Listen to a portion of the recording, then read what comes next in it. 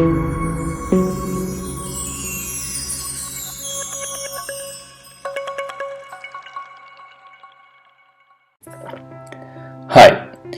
5G networks are going to be very different. They are going to come up with so many different service verticals.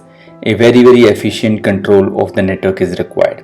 Hence, we have introduced something called as 5G MANO, which is nothing but called as management and network orchestration. This is going to be way more different than how the network were managed in 4G and the previous generation. It is going to be powered by machine learning and artificial intelligence and lot of other algorithms. It has to be very efficient compared to the previous generation. So in this particular session, we talk about 5G MANO, which is management and network orchestration. My name is Sanjay Kumar and I am from NanoCell Networks. Now we have so many different service verticals here. We have eMBB, we have URLCC, we have MMTC. eMBB, which typically talks about much higher data rates, the peak data rates of 20 Gbps. URLCC talks about ultra reliability and low latencies in tunes of 1 millisecond. And we talk about MMTC, which require 10 raised to the power 6 subscriber, 1 million subscriber per square kilometer, where we plan to connect billions of sensors, billions of devices to the network. And in that scenario, what we're going to have is we need to have at least 1 million subscriber per square kilometer.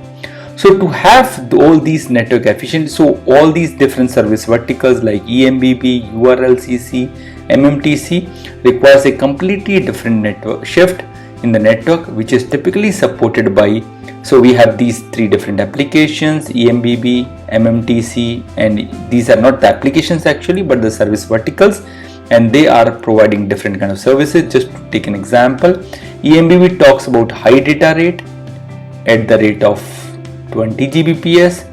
The MMTC talks about large number of devices, 10 raised to the power 6 devices per square kilometer, and URLCC talks about low latencies, which is less than 1 millisecond kind of latencies.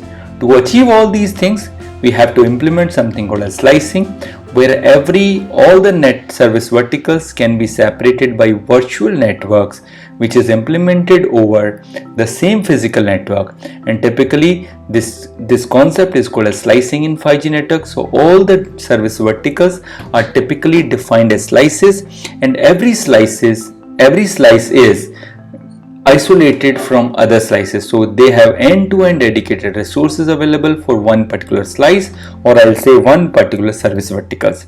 However, that will require a lot of coordination in the radio access network, lot of coordination in the transport network, and lot of coordination in core network as well. So we need to have a management and network orchestration in place which can efficiently manage all these things here. To understand this, so we will have a radio network, and to support that radio network, to manage that radio network, we will have radio network orchestration, we will have transport network, and on top of this we have transport network orchestration, and the core network, and on top of this we have core network orchestration.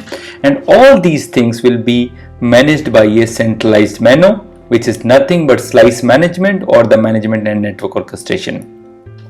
If we look at the architecture of MANO, this is how it looks like. So at the lowest layer, what we have is the physical infrastructure, and on top of this we have a virtualization layer, and all these things are managed by something called as virtualization infrastructure managers, which are typically called as VIMs. So they are called as VIMs or virtualization infrastructure manager.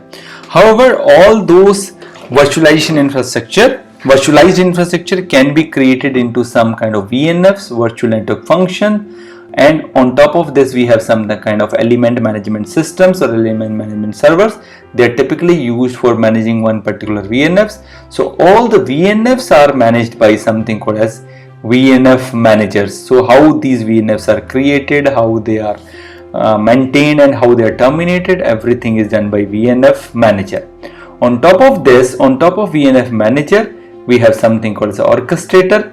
The orchestrator is the end-to-end entity which is managing the complete underlying network infrastructure, and which is the major component of MANO, Management and Network Orchestration.